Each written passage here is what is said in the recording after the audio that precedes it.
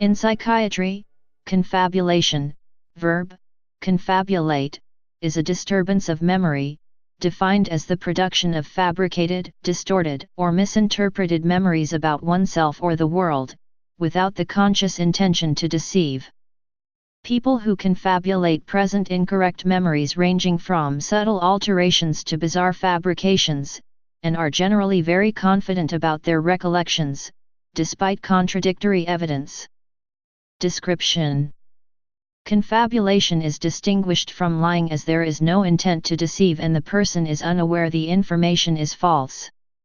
Although individuals can present blatantly false information, confabulation can also seem to be coherent, internally consistent, and relatively normal. Most known cases of confabulation are symptomatic of brain damage or dementias, such as aneurysm, Alzheimer's disease, or Wernicke-Korsakoff syndrome, a common manifestation of thiamine deficiency caused by alcoholism. Additionally, confabulation often occurs in people who are suffering from anticholinergic toxidrome when interrogated about bizarre or irrational behavior. Confabulated memories of all types most often occur in autobiographical memory and are indicative of a complicated and intricate process that can be led astray at any point during encoding, storage, or recall of a memory. This type of confabulation is commonly seen in Korsakoff's syndrome. Distinctions: two types of confabulation are often distinguished. Provoked, momentary, or secondary confabulations represent a normal response to a faulty memory, are common in both amnesia and dementia, and can become apparent during memory tests. Spontaneous, or primary, confabulations do not occur in response to a cue and seem to be involuntary. They are relatively rare, more common in cases of dementia, and may result from the interaction between frontal lobe pathology and organic amnesia. Another distinction is that between verbal confabulations, spoken false memories are more common, and behavioral confabulations occur when an individual acts on their false memories.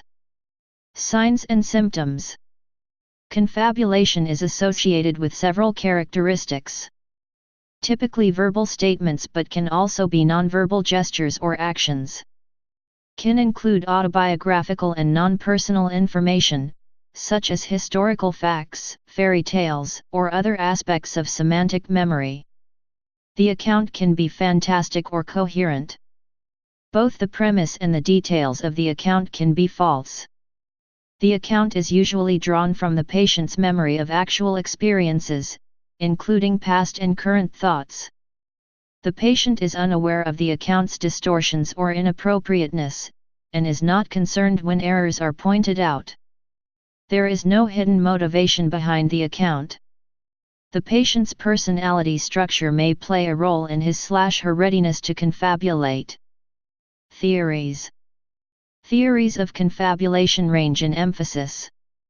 Some theories propose that confabulations represent a way for memory-disabled people to maintain their self-identity. Other theories use neurocognitive links to explain the process of confabulation. Still other theories frame confabulation around the more familiar concept of delusion. Other researchers frame confabulation within the fuzzy trace theory. Finally, some researchers call for theories that rely less on neurocognitive explanations and more on epistemic accounts. Neuropsychological theories.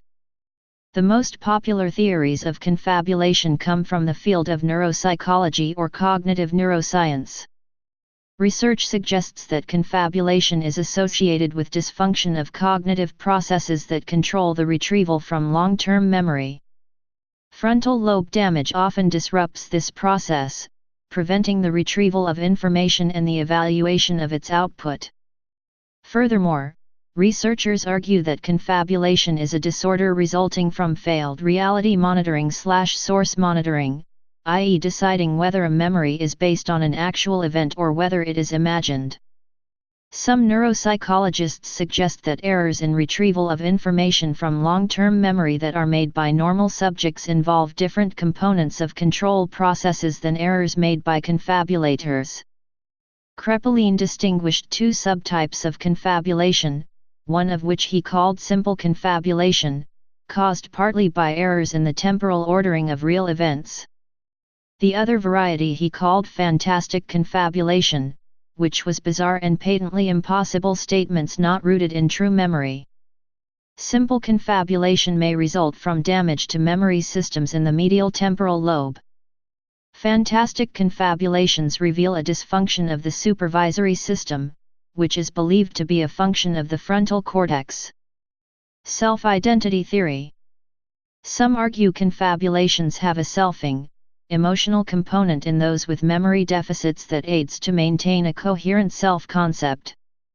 In other words, people who confabulate are motivated to do so, because they have gaps in their memory that they want to fill in and cover up. Temporality theory. Support for the temporality account suggests that confabulations occur when an individual is unable to place events properly in time. Thus, an individual might correctly state an action he/she performed, but say he/she did it yesterday, when he/she did it weeks ago. In the memory, consciousness, and temporality theory, confabulation occurs because of a deficit in temporal consciousness or awareness. Monitoring theory. Along a similar notion are the theories of reality and source monitoring theories. In these theories, confabulation occurs when individuals incorrectly attribute memories as reality, or incorrectly attribute memories to a certain source. Thus, an individual might claim an imagined event happened in reality, or that a friend told him/her about an event he/she actually heard about on television. Strategic retrieval account theory.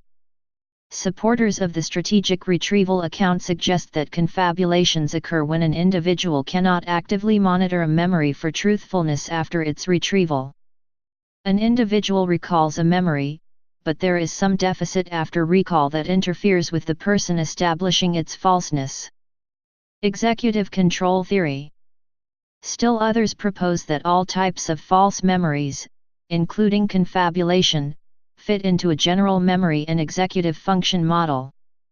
In 2007, a framework for confabulation was proposed that stated confabulation is the result of two things: problems with executive control and problems with evaluation. In the executive control deficit, the incorrect memory is retrieved from the brain. In the evaluative deficit, the memory will be accepted as a truth due to an inability to distinguish a belief from an actual memory. In the context of delusion theories, recent models of confabulation have attempted to build upon the link between delusion and confabulation. More recently, a monitoring account for delusion, applied to confabulation, proposed both the inclusion of conscious and unconscious processing.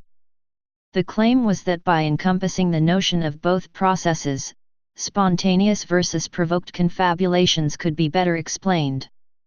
In other words, there are two ways to confabulate.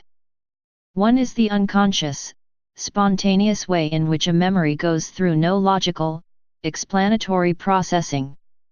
The other is the conscious, provoked way in which a memory is recalled intentionally by the individual to explain something confusing or unusual. Fuzzy trace theory. Fuzzy trace theory, or FTT, is a concept more commonly applied to the explanation of judgment decisions. According to this theory, memories are encoded generally, gist, as well as specifically, verbatim. Thus, a confabulation could result from recalling the incorrect verbatim memory or from being able to recall the gist portion, but not the verbatim portion, of a memory. FTT uses a set of 5 principles to explain false memory phenomena. Principle 1 suggests that subjects store verbatim information and gist information parallel to one another. Both forms of storage involve the surface content of an experience. Principle 2 shares factors of retrieval of gist and verbatim traces. Principle 3 is based on dual opponent processes in false memory. Generally, gist retrieval supports false memory, while verbatim retrieval suppresses it. Developmental variability is the topic of Principle 4. As a child develops into an adult, there is obvious improvement in the acquisition, retention, and retrieval of both verbatim and gist memory. However, during late adulthood, there will be a decline in these abilities.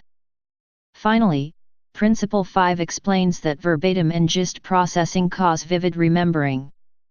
Fuzzy trace theory, governed by these 5 principles, has proved useful in explaining false memory and generating new predictions about it. Epistemic theory. However, not all accounts are so embedded in the neurocognitive aspects of confabulation. Some attribute confabulation to epistemic accounts. In 2009, theories underlying the causation and mechanisms for confabulation were criticized for their focus on neural processes, which are somewhat unclear, as well as their emphasis on the negativity of false remembering. Researchers proposed that an epistemic account of confabulation would be more encompassing of both the advantages and disadvantages of the process. Presentation. Associated neurological and psychological conditions.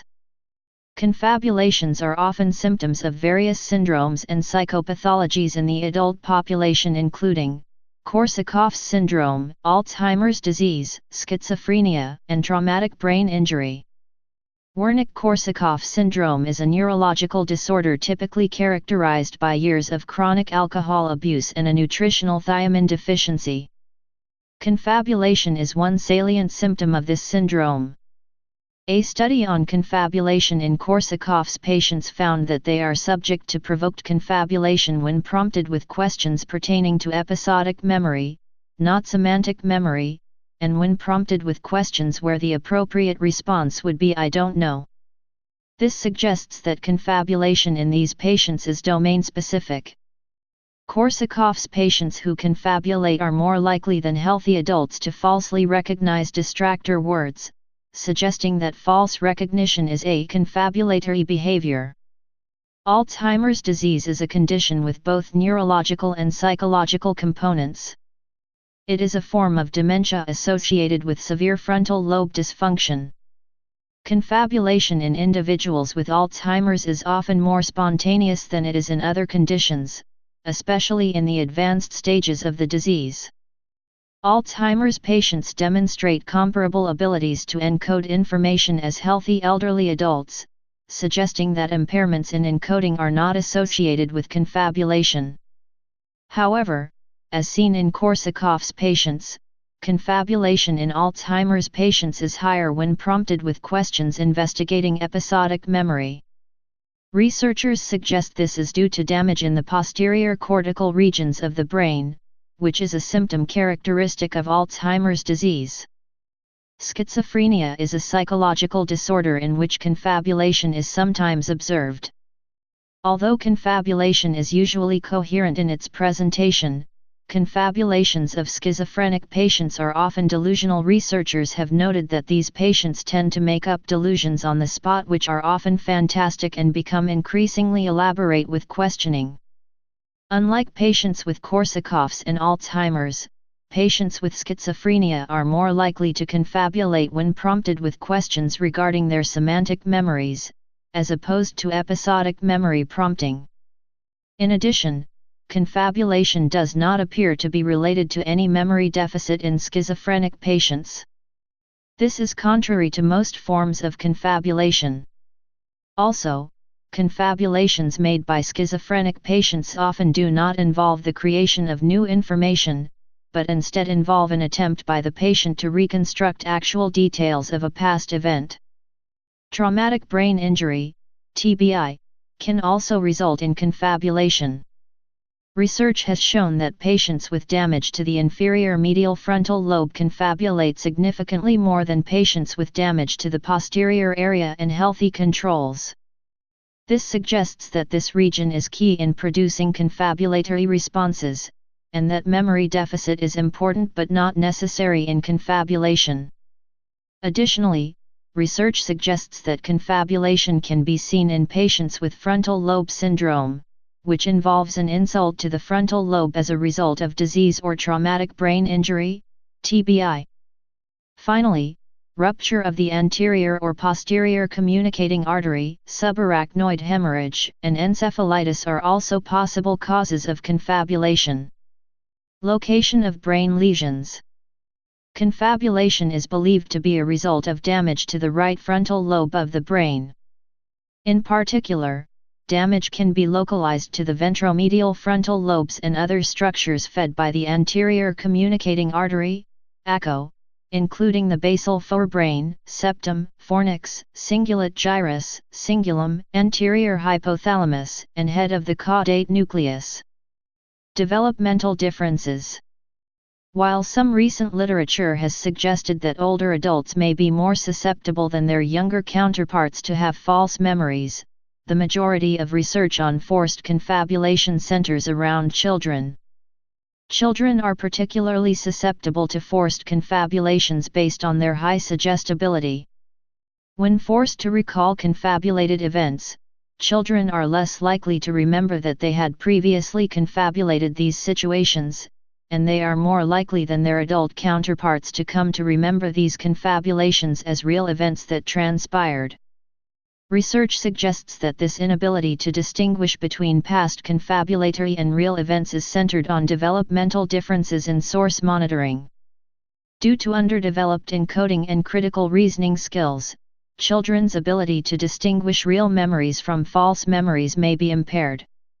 It may also be that younger children lack the metamemory processes required to remember confabulated versus non-confabulated events. Children's metamemory processes may also be influenced by expectancies or biases, in that they believe that highly plausible false scenarios are not confabulated. However, when knowingly being tested for accuracy, children are more likely to respond, "I don't know," at a rate comparable to adults for unanswerable questions than they are to confabulate. Ultimately, misinformation effects can be minimized by tailoring individual interviews to the specific developmental stage, often based on age, of the participant. Provoked versus spontaneous confabulations. There is evidence to support different cognitive mechanisms for provoked and spontaneous confabulation.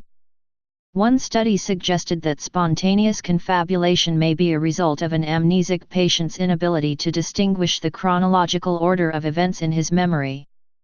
In contrast, provoked confabulation may be a compensatory mechanism, in which the patient tries to make up for his memory deficiency by attempting to demonstrate competency in recollection. Confidence in false memories. Confabulation of events or situations may lead to an eventual acceptance of the confabulated information as true. For instance, people who knowingly lie about a situation may eventually come to believe that their lies are truthful with time. In an interview setting, people are more likely to confabulate in situations in which they are presented false information by another person, as opposed to when they self-generate these falsehoods. Further, people are more likely to accept false information as true when they are interviewed at a later time, after the event in question, than those who are interviewed immediately or soon after the event. Affirmative feedback for confabulated responses is also shown to increase the confabulator's confidence in their response.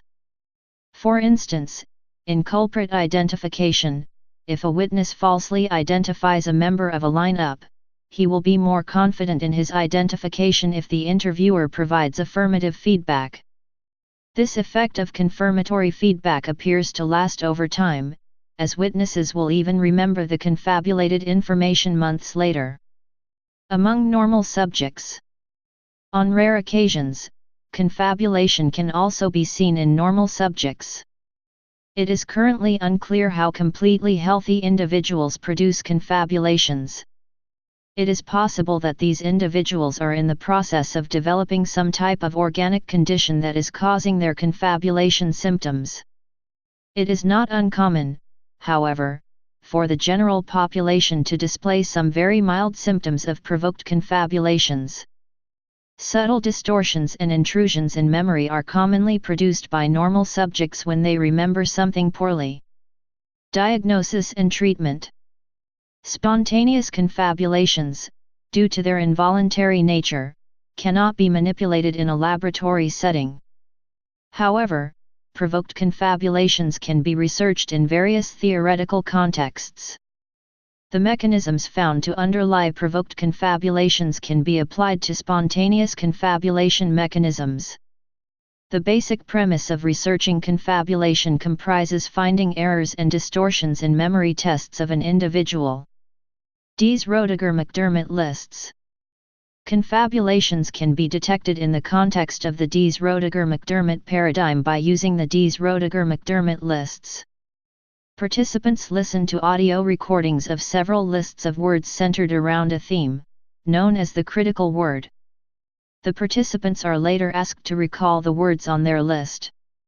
If the participant recalls the critical word, which was never explicitly stated in the list, it is considered a confabulation. Participants often have a false memory for the critical word. Recognition tasks. Confabulations can also be researched by using continuous recognition tasks. These tasks are often used in conjunction with confidence ratings. Generally, in a recognition task, participants are rapidly presented with pictures. Some of these pictures are shown once, others are shown multiple times. Participants press a key if they have seen the picture previously. Following a period of time, participants repeat the task. More errors on the second task, versus the first, are indicative of confusion, representing false memories. Free recall tasks. Confabulations can also be detected using a free recall task, such as a self-narrative task. Participants are asked to recall stories, semantic or autobiographical, that are highly familiar to them. The stories recalled are encoded for errors that could be classified as distortions in memory. Distortions could include falsifying true story elements or including details from a completely different story. Errors such as these would be indicative of confabulations. Treatment. Treatment for confabulation is somewhat dependent on the cause or source, if identifiable. For example, treatment of Wernicke-Korsakoff syndrome involves large doses of vitamin B in order to reverse the thiamine deficiency. If there is no known physiological cause, more general cognitive techniques may be used to treat confabulation. A case study published in 2000 showed that self-monitoring training, SMT, reduced delusional confabulations. Furthermore, improvements were maintained at a 3-month follow-up and were found to generalize to everyday settings. Although this treatment seems promising, more rigorous research is necessary to determine the efficacy of SMT in the general confabulation population. Research. Although significant gains have been made in the understanding of confabulation in recent years, there is still much to be learned. One group of researchers in particular has laid out several important questions for future study.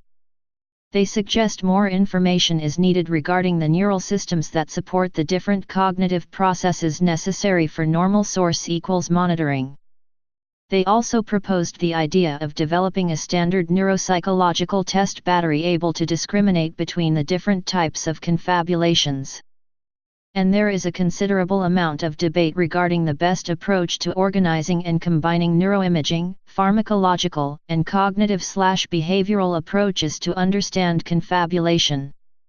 In a recent review article, another group of researchers contemplate issues concerning the distinctions between delusions and confabulation. They question whether delusions and confabulation should be considered distinct or overlapping disorders and, if overlapping, to what degree. They also discuss the role of unconscious processes in confabulation. Some researchers suggest that unconscious emotional and motivational processes are potentially just as important as cognitive and memory problems.